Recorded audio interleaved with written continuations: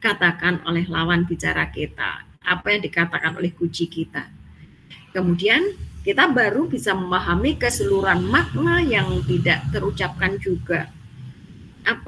Mungkin ada perubahan tadi emosi, mimik dan seterusnya, itu kita harus membaca Bapak Ibu ya. Nah, kuncinya mendengarkan aktif ini apabila kita nih Bapak Ibu ya, kita tidak memiliki asumsi. Jadi ketika kita sudah memiliki asumsi, sudah memiliki anggapan terhadap suatu situasi, maka kita tidak bisa mendengarkan aktif. Kita tertutup. Misalnya saja, masalah ini pelik sekali, misalnya saja. Ini tidak bisa. Jadi kita harus benar-benar jauh dari asumsi. Kemudian memberi label pada seorang dalam situasi tertentu. Bapak Ibu kan akrab dengan teman-teman Bapak Ibu ya, sudah tahu bagaimana watak dari teman-teman Bapak Ibu. Kemudian Bapak Ibu pada saat melakukan coaching, waduh ini keras sekali, nanti pasti keras seperti itu. Ini sudah melabel, tidak boleh Bapak Ibu ya. Kemudian juga ketika si Kuci menyampaikan sesuatu, kemudian kita juga ikut melabel gitu ya. Kita tanyakan dulu ketika, saya memiliki teman yang sulit untuk diajak bicara. Kita harus menggali lebih jauh. Sulit itu yang bagaimana, seperti itu. Kemudian asosiasi ini mengaitkan dengan pengalaman pribadi. Ketika kita melakukan coaching Bapak Ibu, kita tidak mengaitkan dengan pengalaman pribadi kita, kemudian kita secara tiba-tiba melontarkan. Misalnya saja ada permasalahan yang sama, kemudian kita punya pengalaman, waktu saya memiliki permasalahan yang sama, saya selesaikan dengan kepala sekolah misalnya. Kemudian tiba-tiba Bapak Ibu menyampaikan kepada si Kujo, sudah ditanyakan kepada kepala sekolah? Enggak. Jadi Bapak Ibu tahan ya Bapak Ibu ya, tahan ketika Bapak Ibu sebenarnya punya solusi gitu ya. Biar solusi itu nanti yang menemukan adalah si Kuci sendiri. Kita tidak mengaitkan dengan pengalaman pribadi kita. Kemudian mengajukan pertanyaan berbobot. Nah, pertanyaan berbobot ini banyak pertanyaan-pertanyaan yang ada di Google Form Bapak Ibu ya, terkait dengan mengajukan pertanyaan berbobot. Bagaimana? Bapak Ibu, pertanyaan berbobot ini lahir dari mendengarkan. Ketika kita mendengarkan sebagai pendengar aktif, maka kita bisa membuat pertanyaan berbobot. Kemudian yang kita ucapkan adalah berbentuk pertanyaan terbuka. Kemudian membuat Kuci merenung, menggali, mengingat, mengaitkan. Beri kesempatan Kuci untuk merenung, untuk menggali, untuk mengingat, dan untuk mengaitkan.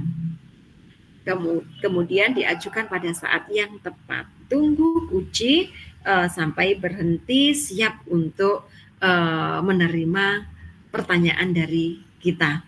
Kemudian bentuk pertanyaan terbuka itu yang bagaimana?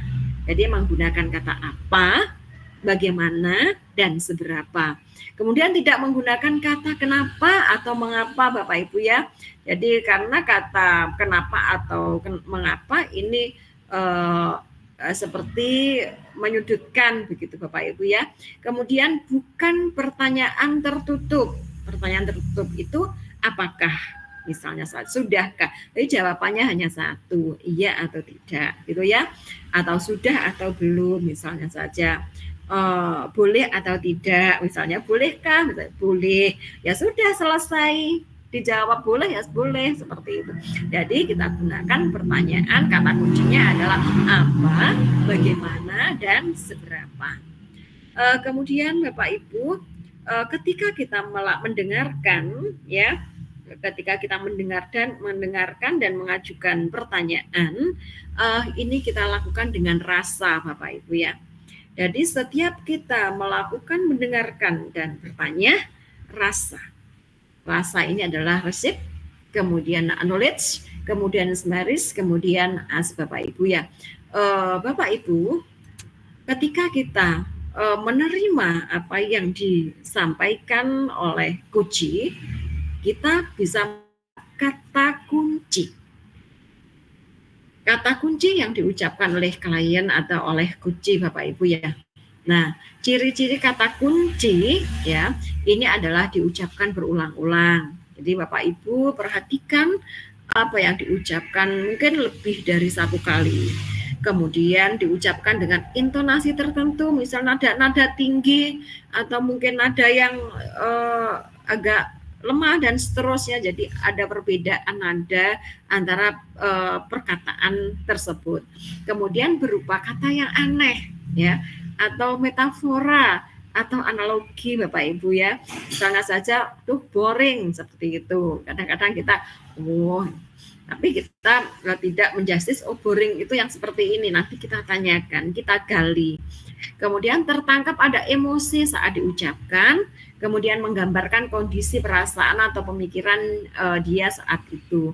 Kemudian diucapkan setelah tapi atau namun. Jadi Bapak Ibu ketika kunci kita menyampaikan bla bla tapi saya rasa dan seterusnya. Nanti Bapak Ibu perhatikan apa? Kata kuncinya adalah itu. Kemudian acknowledge Bapak Ibu ya, beri tanda bahwa atau sinyal bahwa kita memperhatikan, bahwa kita mendengarkan apa yang diucapkan dengan anggukan ya, kita bisa mengangguk, kemudian mungkin kita bisa ya dengan kontak mata, kemudian mungkin dengan kata-kata oh begitu, oh ya dan seterusnya. Tapi jangan sering-sering selalu oh ya begitu. Itu justru nanti akan mengganggu Bapak Ibu ya. Oke, sesekali kita sampaikan oh dan seterusnya ya, dengan mengangguk dan seterusnya. Kemudian memberikan perhatian penuh pada kunci, tidak sibuk mencatat Bapak Ibu ya. Jadi Bapak Ibu tidak sibuk mencatat. Walaupun Bapak Ibu memang harus mencatat kata kunci, tapi tidak sibuk mencatat. Kita perhatikan setiap kata yang disampaikan oleh si kunci. Kemudian tidak terganggu dengan situasi yang lain. Nah, oke Bapak Ibu, lanjut rangkum ya, summaris ya. Kemudian Bapak Ibu saat kunci selesai bercerita, Bapak Ibu rangkum untuk memastikan pemahaman kita sama ya. Jadi dari yang telah diucapkan si kunci, Bapak Ibu sampaikan kembali kepada kunci. Apakah benar? Jadi kita memiliki pemahaman yang sama gitu ya. Kita tidak memiliki mengira-ngira kira-kira sebentar, tapi kita perlu menyampaikan kepada kunci benar seperti ini gitu ya. Kemudian gunakan kata kunci tadi, digunakan juga untuk merangkum potongan-potongan informasi yang telah didapatkan sebelum ini, minta konfirmasi tadi. Oke. Nah, Bapak Ibu bertanya berdasarkan yang kita dengar dan hasil merangkum ya. Jadi pertanyaan berbobot itu adalah pertanyaan dari hasil merangkum. Kemudian Bapak Ibu mengajukan pertanyaan yang membuat pemahaman kunci lebih dalam tentang situasinya. Kita gali Bapak Ibu ya, apa yang dimaksud dan seterusnya. Yang dimaksud sesuai dengan kata kunci yang telah disampaikan oleh si kunci. Kemudian pertanyaan harus merupakan hasil mendengarkan, mengandung penggalian atas kata kunci atau emosi yang sudah dikonfirmasi. Kemudian dalam format pertanyaan terbuka menggunakan tadi apa, bagaimana, seberapa, kapan, siapa, atau di mana. Kita tidak boleh menggunakan mengapa, apakah, atau sudahkah, bolehkah, dan seterusnya. Ini adalah alur percakapan Tirta. Ini ada pertanyaan juga Bapak Ibu ya. Ketika kita melakukan alur percakapan Tirta, kemudian ada apakah bisa dibolak-balik gitu. Bapak Ibu, Tirta ini merupakan suatu alur dan ini sudah menggunakan apa Bapak Ibu ya? Jadi itu sudah benar-benar diakui Bapak Ibu ya alur ini. Jadi untuk alur Tirta ini ya kita sesuaikan saja Tirta, Bapak Ibu ya. Kemudian ada pertanyaan juga, apakah kita boleh menggunakan alur selain tirta? Oke, Bapak Ibu, di program Guru Penggerak ini kita menggunakan alur tirta ya. Jadi Bapak Ibu sabar, nanti kalau memang di luar silakan, tetapi untuk program Guru Penggerak sebagai latihan Bapak Ibu untuk melakukan coaching dan berperan sebagai coach ini menggunakan alur tirta. Jadi Bapak Ibu ini bukan sebagai coach ya. Coach itu bersertifikat Bapak Ibu ya.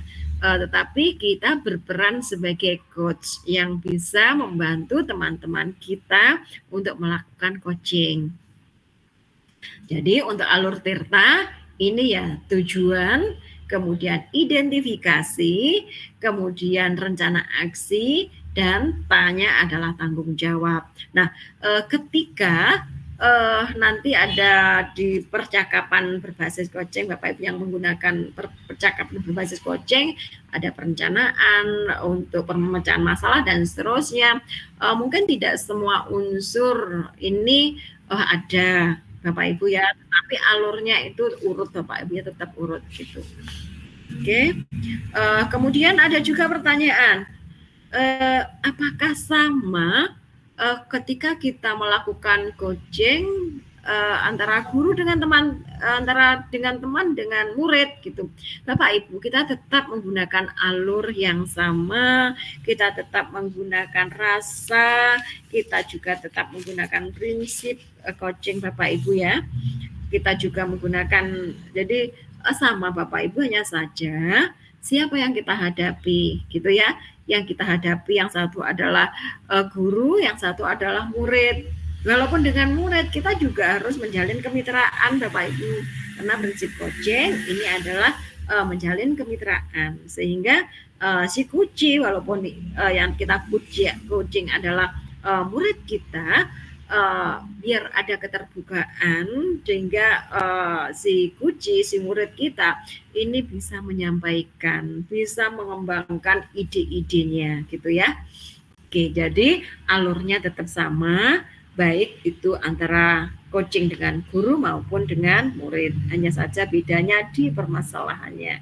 Kalau guru ini adalah untuk mengembangkan potensi guru di dalam melaksanakan proses pembelajaran untuk pembelajaran yang berpusat pada murid. Tetapi kalau misalnya atau mungkin yang lain juga, tapi kalau murid ini memang dalam rangka untuk mengembangkan potensinya, prestasinya, dan seterusnya, baik itu akademik maupun non-akademik. Nah, ini alur tirta Bapak Ibu. Tujuan yang kita tentukan adalah tujuan percakapan. Jadi bukan tujuan yang lain Bapak Ibu ya. Nah, tujuan percakapan ini terdiri dari dua hal Bapak Ibu ya. Agenda atau topik percakapan. Jadi apa yang akan kita bahas ini gitu ya. Kemudian hasil dari percakapan apa yang ingin Ibu hasilkan setelah pembicaraan hari ini. Kemudian ada dua pertanyaan yang harus diajukan. Apa topik dan seterusnya. Pertanyaan hasil, apa yang Bapak Ibu dapatkan dari percakapan ini. Kemudian identifikasi. Bocor ya. Ibu aku bocor Bu Agung Sewati. Ibu Agung, di perjalanan. Bu Agung. Bu Agung mungkin di perjalanan ini kelihatannya. Sepertinya begitu. Iya, lupa.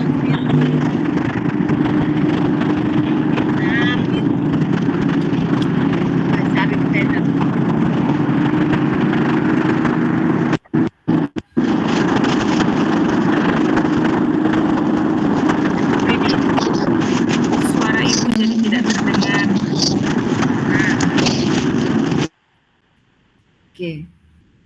Oke Bapak Ibu, dah ya, aman?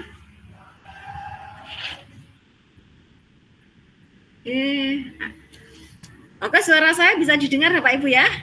Bisa Ibu. Bisa Bu. Kita lanjut. Oke. Lanjut Ibu. Ya, kita lanjut Bapak Ibu. Oke, ini masih di pertanyaan, ini banyak yang bagaimana mengidentifikasi. Jadi Bapak Ibu, ketika kita melakukan identifikasi, Bapak Ibu harus tahu bahwa posisinya si Kuci ini dalam situasi yang bagaimana gitu ya. Jadi bisa mencakup fakta, baik itu yang kasat mata yang bisa dilihat maupun yang dirasakan gitu. Jadi kita memang benar-benar harus bisa masuk kepada si Kuci, bukan perasaannya tetapi kepada si Kucinya gitu ya. Bukan kepada permasalahannya juga Bapak Ibu, tapi kita ke Kucinya, fokus kepada Kuci. Jadi perasaannya bagaimana si Kuci, kemudian keinginannya apa, kemudian mungkin ada dorongan-dorongan tertentu, ini yang perlu kita gali Bapak Ibu ya. Kemudian tujuan tahap ini adalah memperjelas, menggali, dan memetakan situasi. Ini adalah contoh pertanyaannya Bapak Ibu ya. Situasinya sekarang ini seperti apa gitu ya. Kemudian apa yang mempengaruhi hal itu? Jadi ketika si Kuci menyampaikan seperti ini, ambil kata kunci. Oke Bapak Ibu ya, ambil kata kunci dari apa yang telah disampaikan oleh si Kuci, kemudian kita menanyakan. Nah, apa yang mempengaruhi? Atau kalau memang kita ingin memperjelas lagi, kita tanyakan apa yang dikatakan sesuai dengan kata kunci tadi. Kemudian apa yang mempengaruhi hal itu? Kemudian situasi yang diinginkan seperti apa yang bisa membuat itu terwujud. Nah, dari masing-masing pertanyaan itu Bapak Ibu bisa menggali berdasarkan kata kunci tadi. Jadi kalau misalnya Bapak Ibu hanya menanyakan 4 hal ini belum dapat Bapak Ibu, hanya yang di luarnya saja Bapak Ibu belum menggali. Jadi menggalinya adalah ketika Bapak Ibu bertanya situasinya sekarang seperti apa, kemudian Kuci menjawab ini lagi parah seperti itu misalnya saja ya. Parah.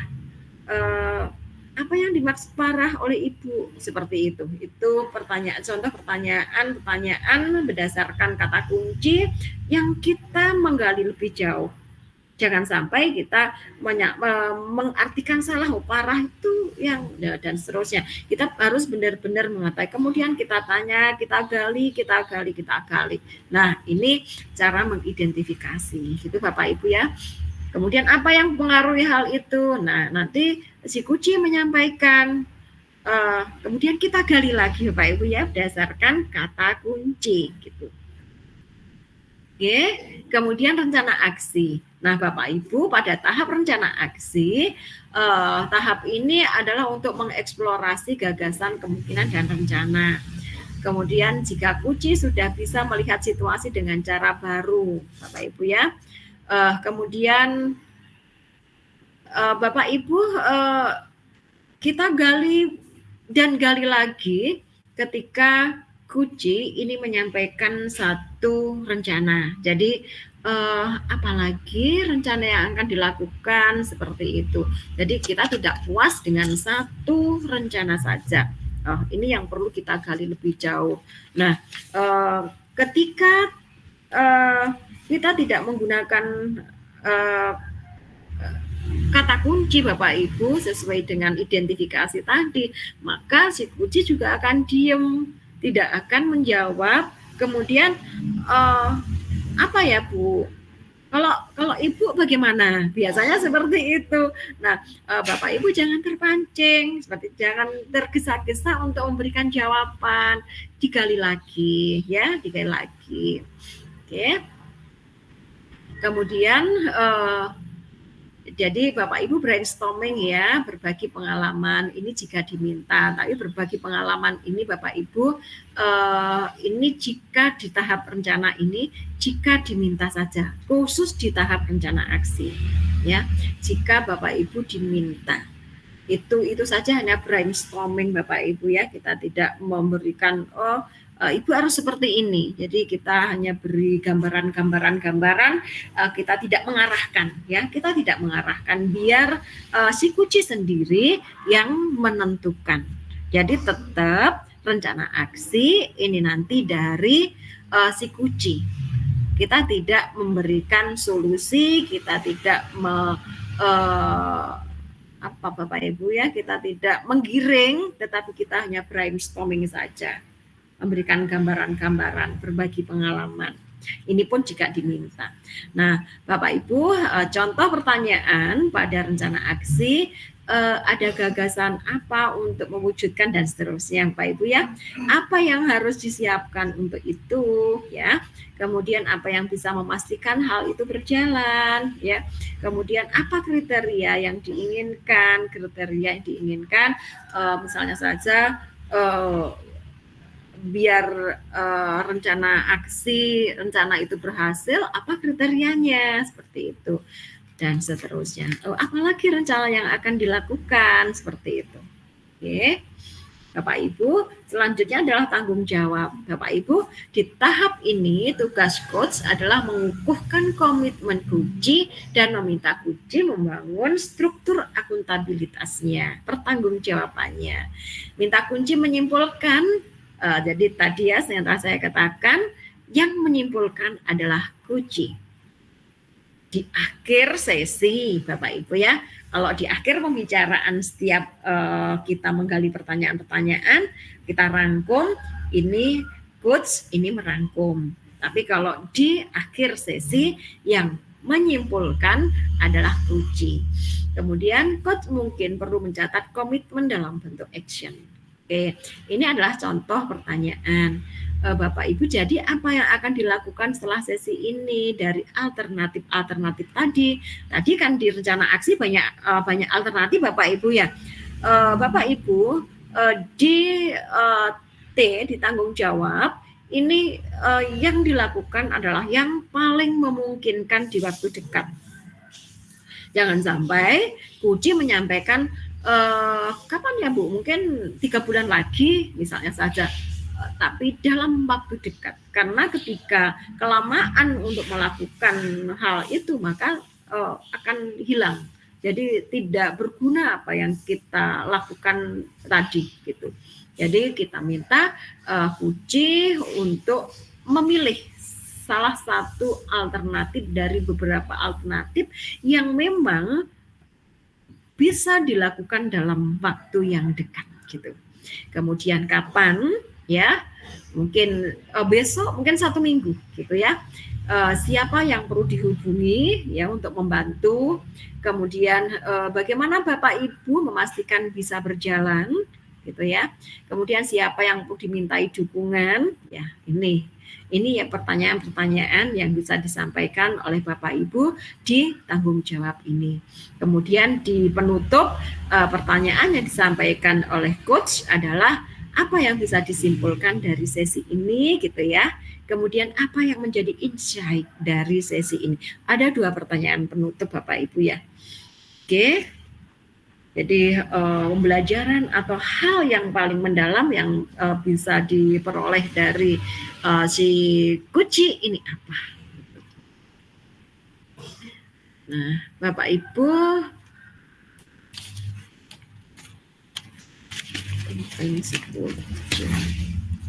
bentar, apakah ada yang terlewat? Oke, Bapak Ibu, ada satu mungkin yang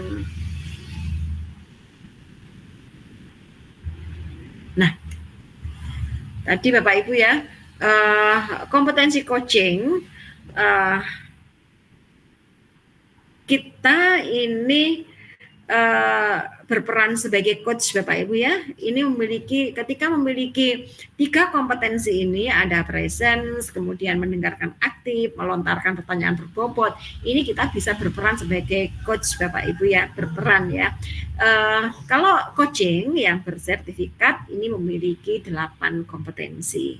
Jadi kita 3 itu sudah cukup untuk berperan sebagai coach untuk melakukan coaching gitu.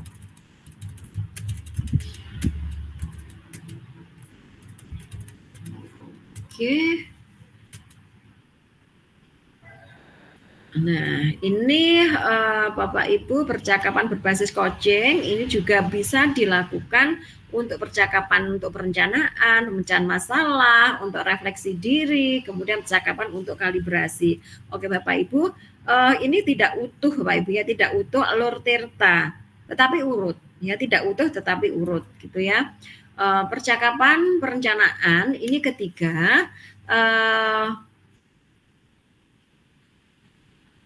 Jadi ini Bapak Ibu ya, percakapan untuk perencanaan, ini sebelum memulai pendampingan kepada Kuci, pendampingan bersifat suatu pengembangan jangka pendek, rencanakan bersama apa yang ingin dikembangkan. Jadi ini dilakukan sebelum pendampingan bersama dengan si Kuci.